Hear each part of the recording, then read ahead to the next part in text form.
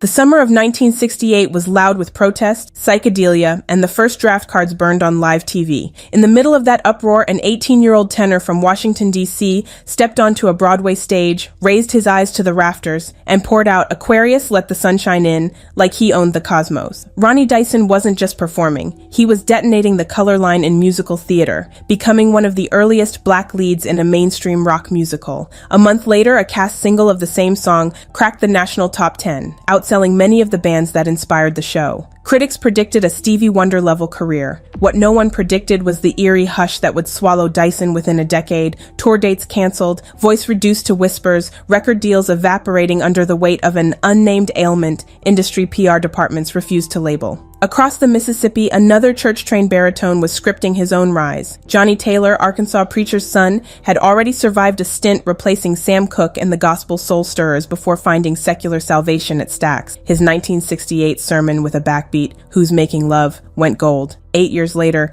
Disco Lady shipped 2 million singles and forced the RIAA to invent the platinum certification. Taylor flaunted fur coats, 22-inch rims, and more rumored children than a small county, proof it seemed that his health was as robust as his bank statements. Yet after his death in 2000, relatives quietly admitted the heart attack cited on the coroner's form hit a longer battle with complications. Doctors then coded opportunistic infections. 2 soul men, 2 skyrockets, 2 ghostly descents into silence that almost nobody outside backstage corridors understood.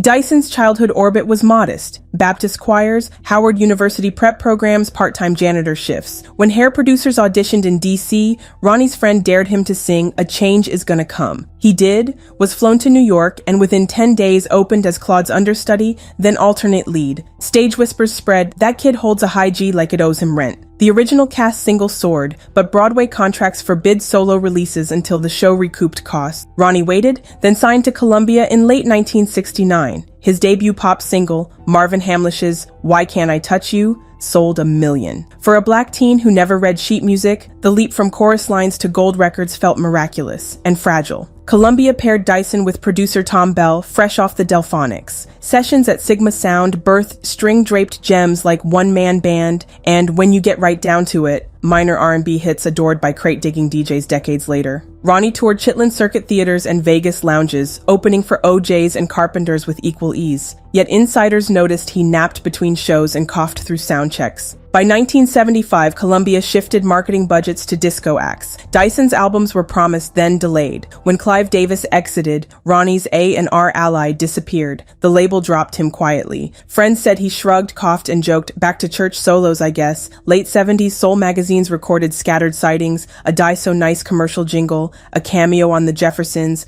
a regional single on Cotillion. Each appearance showed a slimmer Ronnie. On-set gossip blamed diet pills, then respiratory infection. By 1983, he was hospitalized for kidney failure. Doctors also treated him for Kaposi's sarcoma, but the press release read lung complications. AIDS stigma was so fierce, promoters insisted on vagueness to salvage back catalog sales. Dyson died June 10, 1990, age 40. Obituaries praised a bright star lost too soon, never clarifying why the star dimmed. His mother inherited a warehouse of acetates. Publishing disputes still stall a box set reissue. If Dyson was Broadway Polish, Johnny Taylor was juke joint electricity. Signed to Stax in 1966, he fused gospel melisma with barroom truths. Cheaper to Keep Her, Jody's Got Your Girl. After Stax crumbled, he jumped to Columbia and, with producer Don Davis, cut Disco Lady, stuffing Memphis horns into a 4-on-the-floor groove. America lost its mind. Chicago club DJs played the 8-minute version twice in a row. Rolling Stone hailed him the Johnny Walker of soul. Smooth and guaranteed to heat you up. Money reigned, so did paternity suits. Taylor bought mansions but rarely paid taxes on time.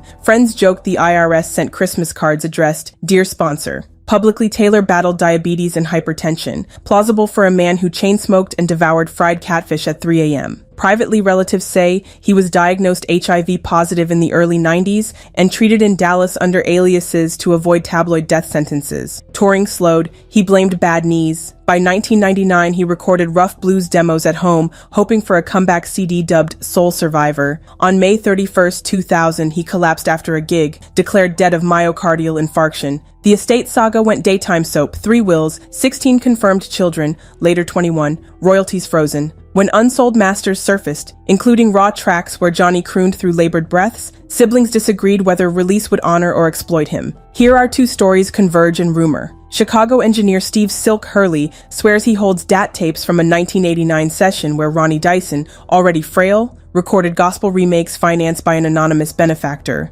Ownership unclear, tapes unreleased. Likewise, a Southside archivist claims Johnny Taylor's last year of hospice rehearsals, ballads taped over drum loops, sits in climate-controlled storage while heirs fight. If true, 2 dying singers captured their mortality on tape, then left it to outlive stigma. Lawyers debate chain of title, boutique labels salivate, fans wait. Why the hush? In 1980s, music insurance AIDS diagnoses could double tour bond fees. Public admission risked station boycotts in conservative markets. Better to whisper pneumonia and let legends fade gracefully. But silence stunts catalog value. Dyson's digital streams lag behind peers because reissues stalled. Taylor's final recordings remain locked, his estate still insolvent. Only in 2019 did Sony remaster Taylor's Columbia LPs. Dyson's Philadelphia sessions await clearance from half a dozen publishers. Ronnie Dyson and Johnny Taylor shared little on stage, one a Broadway bloom, the other a barroom blaze. Offstage, they shared a harsher reality, invisible viruses, opaque contracts, and an industry quicker to cash a hit than confront a health crisis. Their falsettos and growls still echo in neo-soul riffs and southern blues samples. But the men behind them remain half-told tales, proof that talent endures even when truth is redacted.